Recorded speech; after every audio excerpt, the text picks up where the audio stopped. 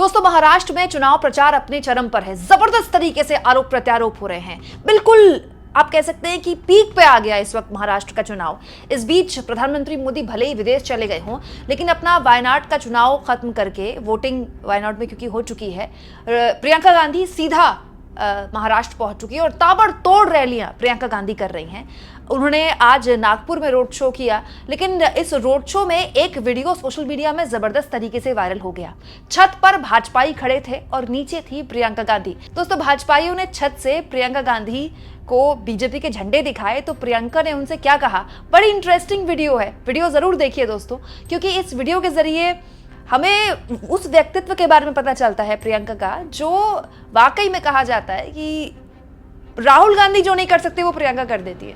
हुआ ये दोस्तों कि रोड शो हो रहा था। इस बीच भाजपा के कुछ कार्यकर्ता छत पर खड़े हुए थे, नीचे प्रियंका गांधी थी अपनी गाड़ी के साथ। तो भाजपा के जो कार्यकर्ता थे उन्होंने बीजेपी का झंडा दिखाया, तो प्रियंका गांधी ने उनको देखा और उसके बाद जो कहा जरा सुनिए। बीजेपी के साथियों को बार-बार शुभकामनाएं चुनाव के लिए।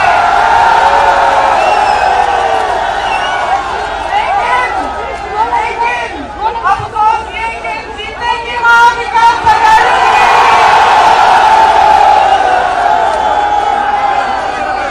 महाविकास आघाड़ी की, महाराष्ट्र की, महाराष्ट्र की।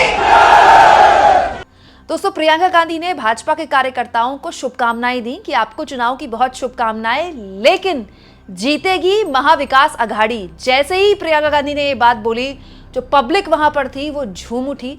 और दोस्तों, यही तरीका होता है नेताओं का अपने लोगों के बीच उत्साह पैदा करने का, अपने कार्यकर्ताओं, अपने गठबंधन के कार्यकर्ताओं को एनर्जाइज करने का। आप देखिए, जितने भी वो गठबंधन के सहयोगी हैं, चाहे वो उद्धव ठाकरे की पार्टी के हों या कांग्रेस पार्टी के हों या फिर एनसीपी के हों, जितने भी कार्यकर्ता आए होंगे सब एकदम एनर्जाइज हो गए होंगे, क्योंकि उन्होंने कांग्रेस पार्टी का नाम नहीं लिया। उन्होंने क्या बोला, जीतेगी महाआघाड़ी ही। यहाँ इस बात पर भी गौर किया जाए दोस्तों कि प्रियंका गांधी ने एक राजनीतिक शिष्टाचार भी दिखाया। प्रियंका ने शुभकामनाएं दी, क्योंकि ऐसा ही होता है ना लोकतंत्र में, हम आपको शुभकामनाएं दे रहे हैं, आप हमको शुभकामनाएं दे रहे हैं, आप हमारे खिलाफ लड़ रहे हैं तो भी हम आपको शुभकामनाएं दे रहे हैं, क्योंकि ये कोई युद्ध थोड़ी ही है, ये तो चुनाव है, कोई जीतेगा तो कोई हारेगा। लेकिन अपनी बात भी प्रियंका ने मजबूती से यहाँ पर रख दी, इसीलिए सोशल मीडिया में इस वीडियो को खूब शेयर किया जा रहा है। इस बीच महाराष्ट्र में एक रैली को भी संबोधित किया आज प्रियंका ने, किस तरह से सरकार को निशाने पर लिया, सुनिए। असली सम्मान नहीं है, इनकी बातों में गहराई नहीं है, सिर्फ नारेबाजी है। बड़े बड़े नारे देते हैं। एक है तो सेफ है। सेफ अंग्रेजी का शब्द है, इसके दो मायने होते हैं अंग्रेजी में। एक तो होता है सेफ जो सुरक्षित होता है, दूसरा होता है सेफ जो तिजोरी होती है। और पूरा देश जानता है मोदी जी कि आपके राज में एक ही सेफ है, अडानी जी, और वही अडानी जी आपकी तिजोरी भी रखते हैं। इनके राज में ना किसान सुरक्षित है, ना मजदूर सुरक्षित है, ना मेरी बहनें सुरक्षित हैं, ना यहाँ के उद्योग सुरक्षित हैं। क्या सुरक्षित है? सिर्फ खोखले नारे देते हैं, चुनाव के समय आ जाते हैं, बड़ी बड़ी बातें करते हैं, चुनाव के बाद कुछ होता नहीं है। दूसरी तरफ आप कांग्रेस की सरकारों को देखिए, जहां जहां कांग्रेस की सरकार बनी, हमने गारंटी दी, हमने कहा चुनाव के बाद हम इन गारंटियों को, आपको गारंटी देते हैं हम ये चीजें करेंगे। आप कर्नाटका में फोन लगाइए, तेलंगाना में फोन लगाइए, हिमाचल में पूछिए, जो गारंटी हमने दी वो चुनाव के एक दिन बाद से लागू होनी शुरू हुई। यहां छत्तीसगढ़ के पूर्व मुख्यमंत्री जी बैठे हैं, बघेल जी से पूछिए, जब इनकी सरकार बनी थी तो कांग्रेस ने ये कहा था कि किसानों के कर्ज माफ करेंगे। बघेल जी, सच है कि नहीं कि 24 घंटों के अंदर अंदर आपने किसानों के कर्ज माफ करना शुरू किया? 24 घंटों के अंदर अंदर। तो जो हम कह रहे हैं वो एक जमीनी बात है, वो सच्चाई की बात है। हम कहते हैं कि हम कुछ करके दिखाएंगे, तो चुनाव के बाद जैसे ही सरकार बनती है वो काम शुरू हो जाता है। उसके विपरीत भाजपा की विचारधारा है, भाजपा की सोच है।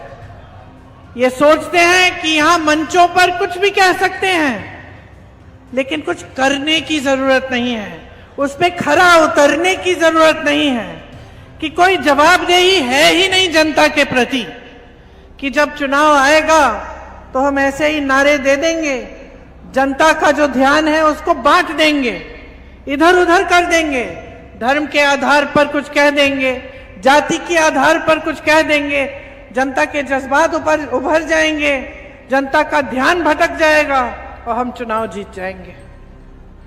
तो एक जो जवाबदेही होती थी, जो हमारे संविधान ने बनाई, संविधान में लिखी हुई है कि वोट आपका है, शक्ति आपकी है, आप बदलाव ला सकते हो, जनता के प्रति जवाबदेही होगी हर नेता की, हर प्रधानमंत्री की, हर मंत्री की, वो इन्होंने आस्ते आस्ते 10 सालों में वो परंपरा छोड़ दी है और वो जवाबदेही खत्म होने जा रही है। क्योंकि जब राजनीति की जो दिशा है वो इस तरह से बदल जाती है कि वो आपकी समस्याओं की बात नहीं करती, वो जो आपकी सच्चाई है, जो आप जी रहे हैं, जो आपका संघर्ष है, उसके बारे में चर्चा नहीं होती। चर्चा होती है तो आपके ध्यान भटकाने वाली चर्चा होती है। तब यही होता है कि नेता सोचता है कि कोई बात नहीं, हमें काम करने की जरूरत नहीं है, हम तो बस चुनाव के समय कुछ भी कह देंगे, चुनाव जीत जाएंगे। तो ये बहुत गलत परंपरा है। आज देखिए आपकी कितने संघर्ष हैं। मेरी बहनें यहाँ बैठी हैं, आप मेहनत करती हो अपने बच्चों को बड़ा करने के लिए। अभी यहाँ धूप में बैठी हो, घर जाओगी, खाना पकाओगी, जो खेती में काम करता है खेती में जाएगी, काम करेगी, फिर भी घर आके काम करेगी, बच्चों की परवरिश देखनी है, परिवार के सब सदस्य ठीक है कि नहीं, कोई बीमार तो नहीं है, सब कुछ देखना है। सबसे ज्यादा मेहनत महिला करती है, सबसे ज्यादा मेहनत, सबसे ज्यादा संघर्ष।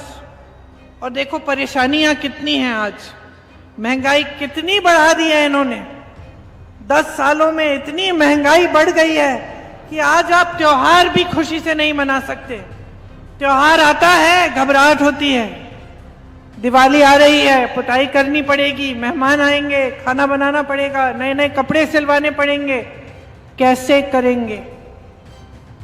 जो खुशी का मौका है उससे भी घबराने लगे हैं लोग, क्योंकि महंगाई इतनी बेहद ज्यादा हो गई है। हर चीज पे जीएसटी लगा दी है, कपड़ों पे जीएसटी, दवाओं पे जीएसटी।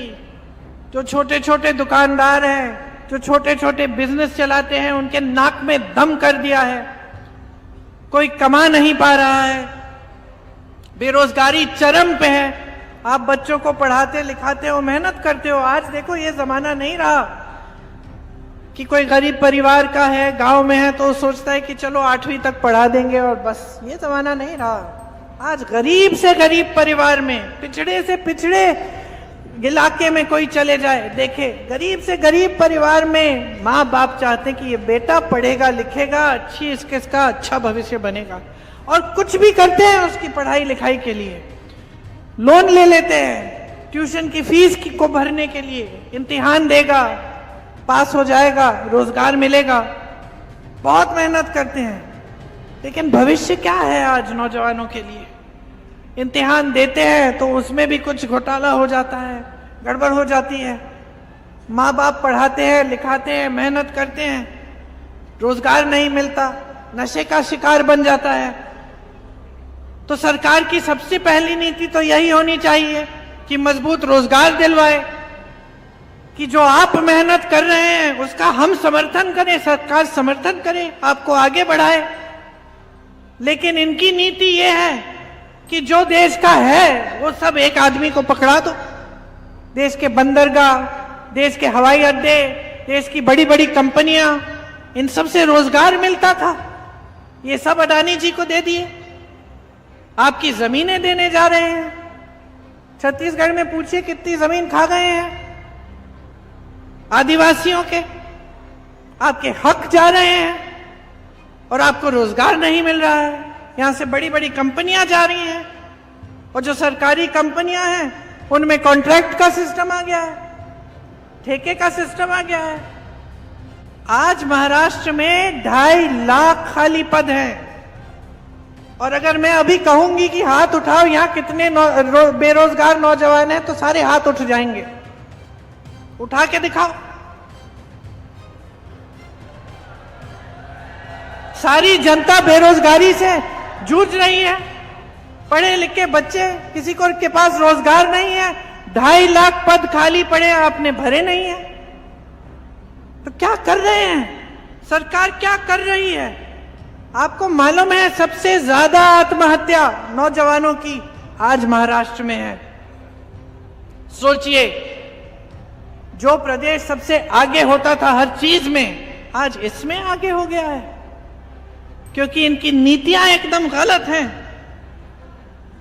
आज आरक्षित पदों पर भी आपको रोजगार नहीं मिलता। महंगाई से आप जूझ रहे हैं, तड़प रहे हैं कि कोई राहत मिले। बेरोजगारी से आप जूझ रहे हैं। और सरकार क्या करती है? 2.5 सालों से इनकी सरकार रही है और 10 सालों से ज्यादा हो गए हैं केंद्र में। महाराष्ट्र में 2.5 साल हो गए हैं जब से इन्होंने सरकार चुराई आपकी। और क्या किया इन्होंने? कुछ नहीं।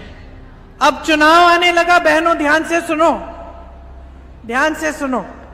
चुनाव आने लगा और 4 महीने पहले आपके लिए स्कीम निकाली है, लाडली स्कीम इनकी, जिससे आपको 1500 रुपए महीने दे रहे हैं। आप मुझे बताओ, 2.5 साल से इनकी सरकार रही है, 2.5 साल से कहां थे? आप जानती हैं, सोचिए, मान लीजिए किसी की बेटी की शादी किसी घर में हो गई और एक नालायक से शादी हो गई। उसने शादी कर ली, आपने शादी करा ली, और वो नालायक काम नहीं करता, बेटी की देखभाल नहीं करता, कमाता नहीं है, जाके जुआ खेलता है, पीता है, जो भी करता है। एक दिन आ गया कि वो घर आया, बड़े प्यार से बातें करने लग गया आपकी बेटी से, और अच्छी अच्छी बातें कर रहा है कि मैं ये खरीद के दूंगा, वो खरीद के दूंगा। तो आप क्या कहेंगी? क्या कहेंगी बेटी को? अब यही कहेंगी ना कि असली चरित्र पहचानो, ये तो 2-3 दिन से अच्छा है, इसको कुछ जरूर चाहिए होगा तुमसे, यही कहोगी ना। तो यही तो सिलसिला है। 2.5 सालों से कुछ नहीं किया, अब चुनाव के पहले आ गए लाडली बहना लेके, 1500 रुपए आपको पकड़ा रहे हैं, सोचते हैं कि आपका वोट खरीदेंगे इन 1500 रुपए से।